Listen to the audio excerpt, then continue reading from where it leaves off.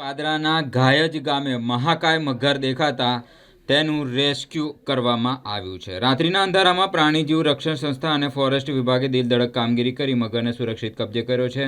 આ અંગે પ્રાણીજીવ રક્ષક સંસ્થાને કોલ મળતા સંસ્થાના સભ્યો તેમજ વન વિભાગના અધિકારીઓ તાત્કાલિક ઘાયજ ગામે પહોંચી ગયા હતા। રાત્રિના અંધારામાં દિલધડક રેસ્ક્યુ ઓપરેશન હાથ ધરવામાં આવ્યું છે। ભારે જહેમત બાદ મહાકાય મગરને સુરક્ષિત રીતે કાબૂમાં લઈ વન વિભાગની કસ્ટડીમાં લેવામાં આવ્યો છે।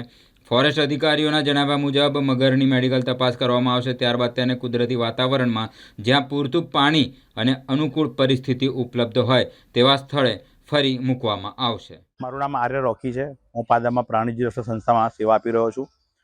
આજરોજ જણાવવાનું કે અમને ગત રાત્રે અમારી હેલ્પલાઇન નંબર પર કોલ આવ્યો હતો ઘાયજ ગામેથી કે એક મહાકાય મગર અમારા એક ખેતરની અંદર ઘૂસી આવેલ છે અને ત્યાં આજુબાજુના લોકો ત્યાં નજીકમાં લોકો રહી પણ રહ્યા છે।